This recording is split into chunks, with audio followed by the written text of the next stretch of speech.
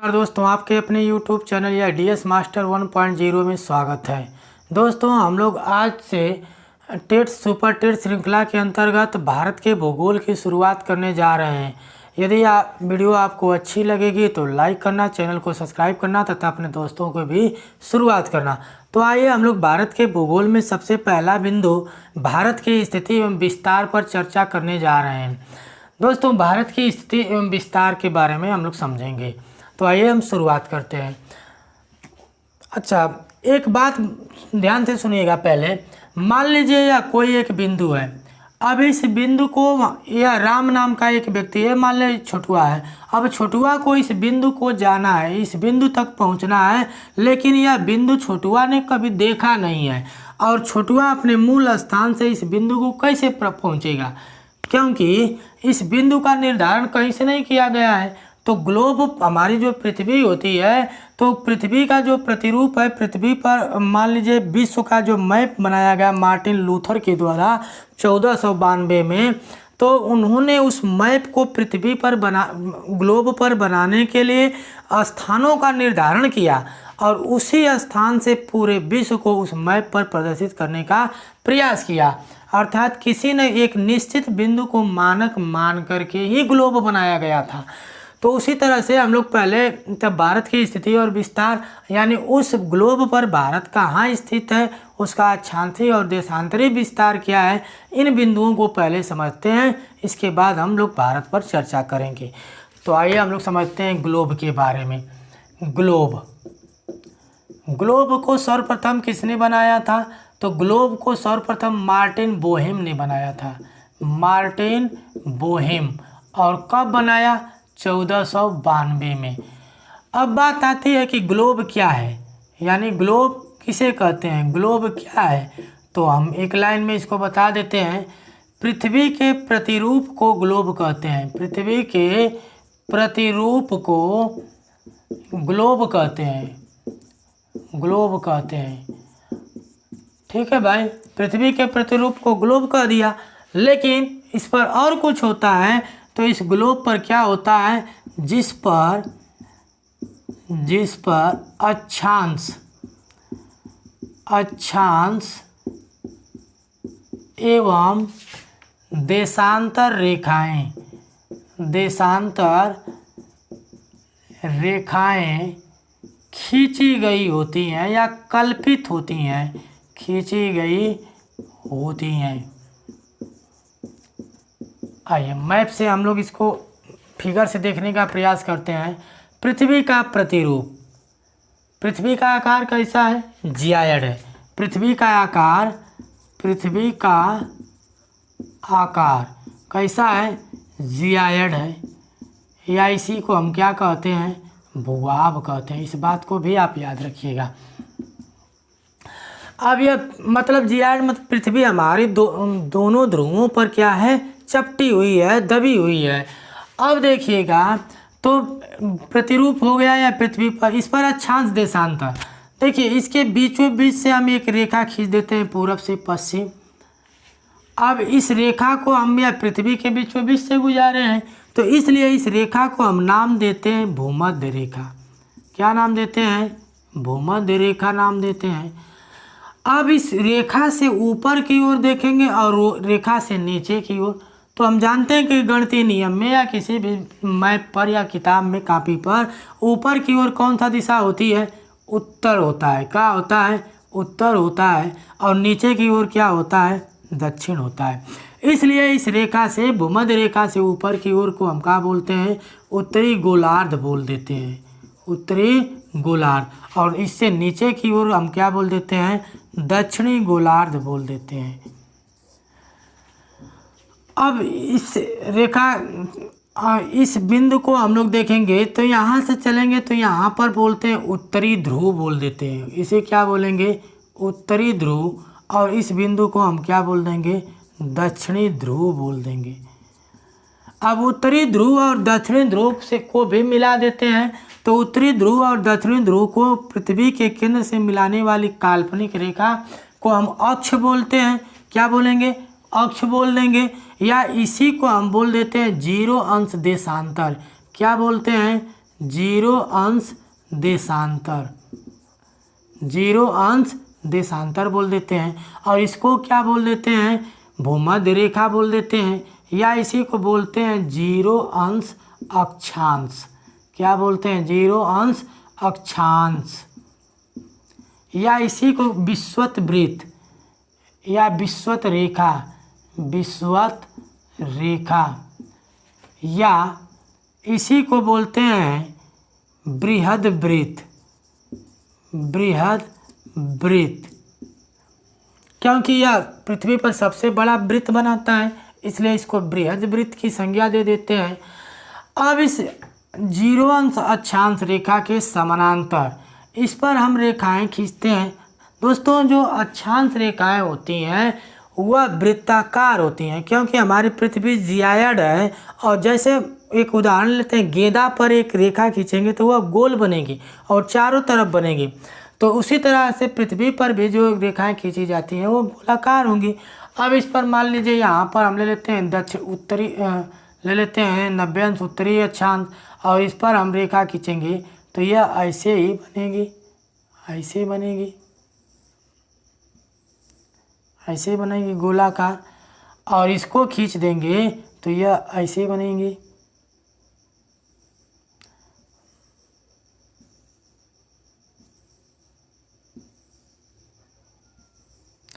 तो ग्लोब पर जो पूरब से पश्चिम की ओर खींची गई हैं इसको अक्षांश रेखा, और जो उत्तर से दक्षिण की ओर खींची गई हैं इसे हम क्या बोलते हैं, देशांतर बोलते हैं। इसे क्या बोलेंगे, देशांतर रेखा। और जो पूरब से पश्चिम की ओर खींची गई हैं इसे हम क्या बोलेंगे, अक्षांश रेखा। अब इस पर देखिए, इस स्थानों का निर्धारण कर दिया गया। अगर इस पर हम देखेंगे तो इसको जीरो अंश देशांतर बोलेंगे और इसको जीरो अंश अक्षांश। और इधर ऊपर की ओर जाएंगे तो एक एक अंश के अंतर पर एक एक रेखाएं हैं, यहाँ भी जाएंगे तो एक एक अंश के अंतर पर एक एक रेखाएं हैं, और इधर भी एक एक अंश पे रेखाएं हैं, देशांतर रेखाएं हैं। तो मान लीजिए यहाँ से हम किसी देश का निर्धारण करना चाहें कि इतना अंश उत्तरी अक्षांश पर है और इतना पूर्वी देशांतर में है, तो कोई बिंदु मिल जाएगा। तो इस तरह से हम किसी भी देश के स्थिति का निर्धारण कर सकते हैं। अब हम लोग देखेंगे इसमें से एक एक रेखाओं को, अक्षांश रेखाएं क्या होती हैं, देशांतर रेखाएं क्या होती हैं, तो इस पर हम चर्चा करने जा रहे हैं।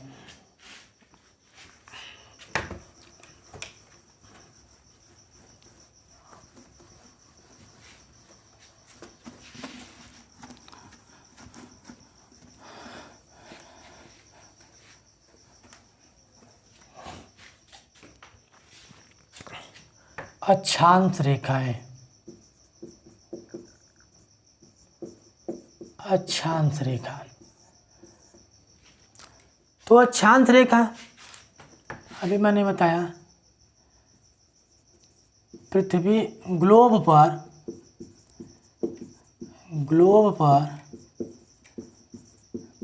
पूरब से पश्चिम की ओर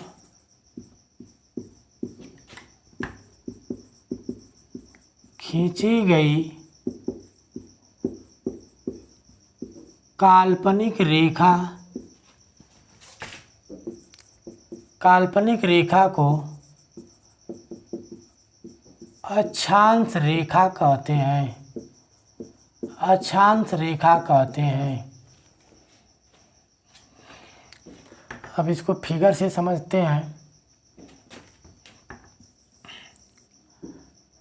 ये हमारी क्या हो जाएगी, अक्षांश रेखा हो जाएगी। ये क्या हो जाएगी, अक्षांश रेखाएं हो जाएंगी। और इधर भी बना देते हैं, उत्तर से दक्षिण ओर खींची गई हैं, पूरब से पश्चिम की ओर खींची गई हैं। यहाँ 90 अंश उत्तरी अक्षांश और 90 अंश दक्षिणी अक्षांश। इसे बोलेंगे 90 अंश दक्षिणी अक्षांश रेखा, और इसे बोलेंगे 90 अंश उत्तरी अक्षांश रेखा। अब देखिएगा, जो 90 अंश उत्तरी अक्षांश है, 90 अंश उत्तरी अक्षांश और 90 अंश दक्षिणी अक्षांश बोलेंगे। अब देखिएगा ये रेखाएं जो होती हैं कैसी होती हैं, वृत्ताकार होती हैं। तो अगली बात लिख लेते हैं, अक्षांश रेखाएं, अक्षांश रेखाएं वृत्ताकार होती हैं। कैसी होती हैं? वृत्ताकार होती हैं। इसके बाद देखेंगे कि ये अक्षांश रेखाएं जो होती हैं ग्लोब पर पूरब से पश्चिम की ओर खींची गई होती हैं। और ये भूमध्य रेखा जो मैंने बताया पीछे, भूमध्य रेखा या 0 अंश अक्षांश रेखा के समानांतर होती हैं। और इसी से ऊपर की ओर जाएंगे तो हम एक एक अंश के अंतराल पर पाई जाती हैं। तो 1 2 3 4 यहाँ जाएंगे तो 90। तो इस तरह से इधर उत्तरी गोलार्ध में 90 और दक्षिणी गोलार्ध में कुल कितनी हो 90। तो 90 और 90 कितना हो जाएगा 180। और एक 0 को भी शामिल कर लेंगे तो कितना हो जाएगा 181 हो जाएगा। तो हम लोग देखेंगे कि अक्षांशों की संख्या की बात करें, अक्षांशों की संख्या, तो संख्या मैंने बताया 90 अंश उत्तरी 90 अंश दक्षिणी प्लस 0 बराबर कितना हो जाएगा 181। अक्षांशों की संख्या कितनी हो जाएगी 181।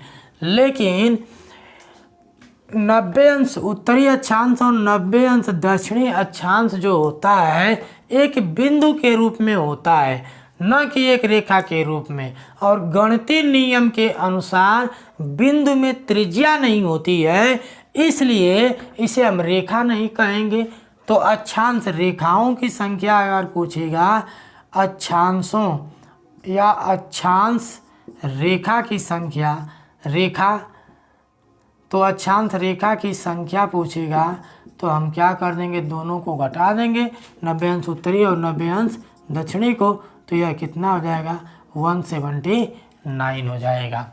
अगली बात हम लोग समझते हैं कि एक अक्षांश से दूसरे अक्षांश के बीच की जो दूरी होती है वह हमेशा बराबर होगी। देखिए यहाँ जो दूरी है, यहाँ दूरी आपस में क्या है, बराबर है। यानी एक अक्षांश से दूसरे अक्षांश के बीच की दूरी क्या होगी, बराबर होती है। और यह इनके बीच की दूरी 111 किलोमीटर होती है। एक अक्षांश से दूसरे अक्षांश के बीच की दूरी, तो इस बात को भी लिख लेते हैं, एक अक्षांश से दूसरे अक्षांश के बीच की दूरी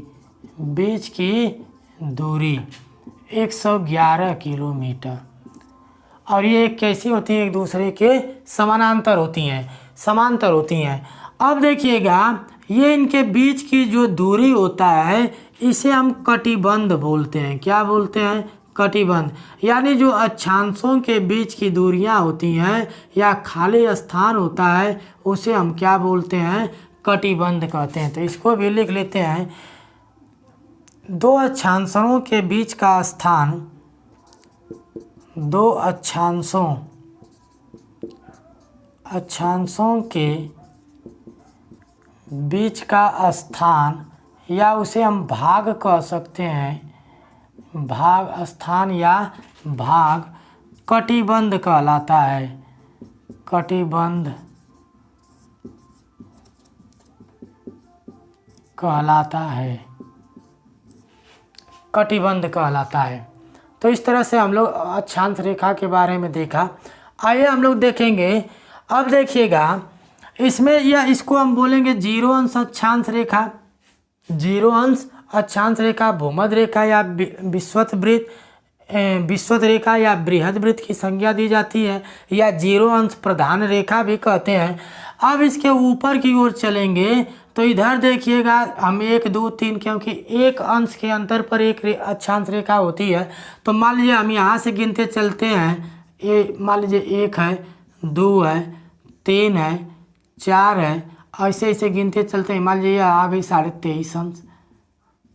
और इसी तरह से नीचे 1 2 3 4, मान लीजिए यहाँ भी आ गया 23.5 अंश। तो ये 23.5 अंश होगा तो उत्तरी अक्षांश होगा, क्योंकि यह जीरो से ऊपर है और यह जीरो से नीचे है, तो इसे हम क्या बोलेंगे?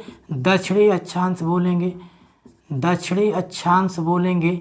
और इसी 23.5 अंश उत्तरी अक्षांश रेखा को कर्क रेखा कहते हैं, कर्क रेखा, तथा 23.5 अंश दक्षिणी अक्षांश को क्या कहते हैं? मकर रेखा कहते हैं। तो इसको भी हम लोग समझ लेते हैं, लिख लेते हैं।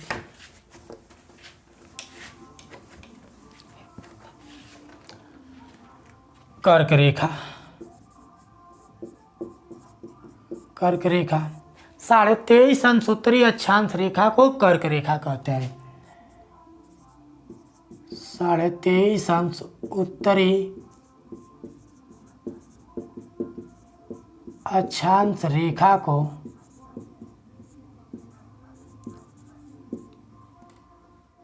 कर्क रेखा और दूसरा कर्क रेखा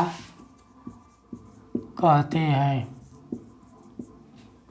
और दूसरा लिख लेते हैं मकर रेखा, मकर रेखा।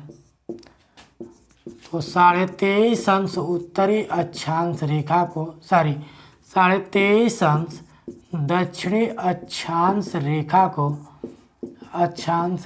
को मकर रेखा कहते हैं, मकर रेखा कहते हैं।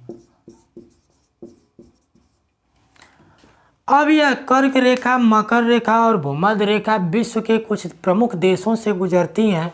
तो ये किन किन देशों से गुजरती हैं, यहाँ पर इस बात को भी हम बता देते हैं। तो आइए हम लोग समझते हैं।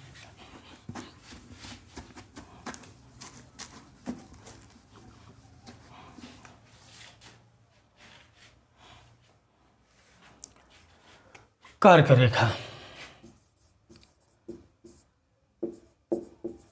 कर्क रेखा 23.5 अंश उत्तरी अक्षांश को क्या बोलेंगे? उत्तरी अक्षांश रेखा को कर्क रेखा बोलेंगे।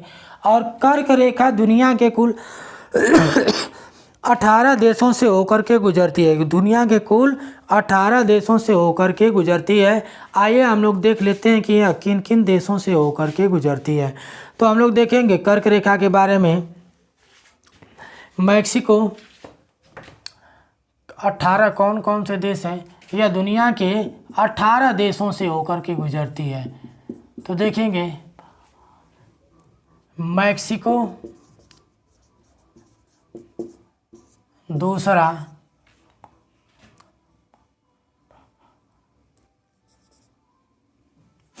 मैक्सिको, दूसरा हम लोग देखेंगे हवाई द्वीप, हवाई द्वीप,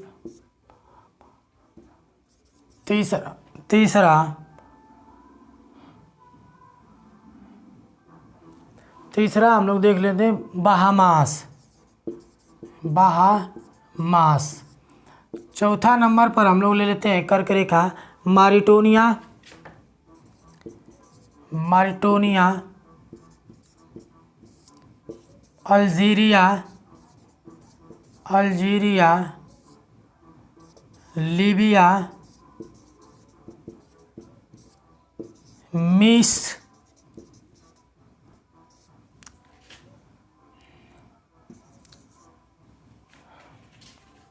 माली, मिस्र, माली, माली, नाइजीरिया, नाइजीरिया नहीं नाइजर, नाइजीरिया और नाइजर में अंतर है, नाइजर। और 10 नंबर पर ले लेते हैं चांद, चांद या चांद बोलते हैं, चांद देश जो अफ्रीका का देश है। इसके बाद हम लोग देखेंगे 11 नंबर पर देखेंगे ओमान, 12 सऊदी अरब, सऊदी अरब। इसके बाद 13 नंबर यूएई यानी संयुक्त अरब अमीरात, संयुक्त अरब अमीरात। 14 number Bharat 15 number, Bangladesh 16 number, Myanmar 17 number, चीन और 18 नंबर ताइवान। तो इस तरह से हम लोग देखें कि कर्क रेखा दुनिया के 18 देशों से होकर के गुजर रही है। अब हम लोग देख लेते हैं मकर रेखा। तो मकर रेखा को हम लोग देख लेते हैं, मकर रेखा किन किन देशों से होकर गुजरती है।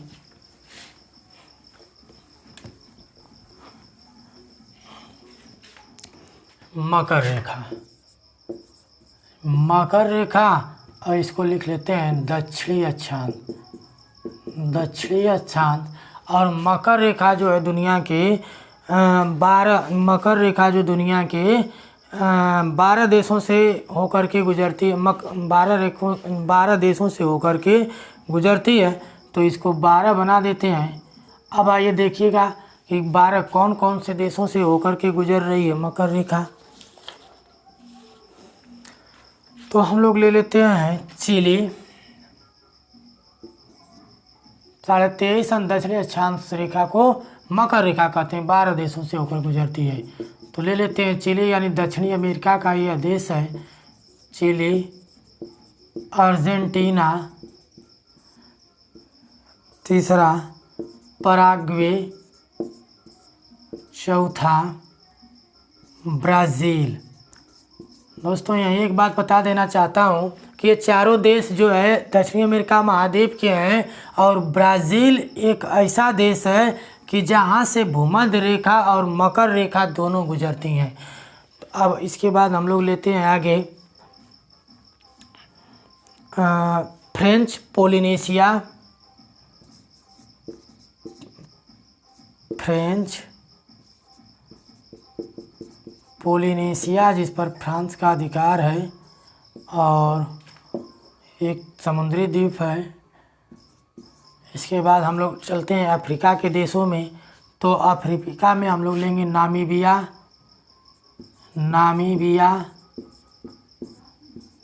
बोत्सवाना, बोत्सवाना, दक्षिण अफ्रीका, मोजाम्बिक, मोजाम्बिक, मेडागास्कर,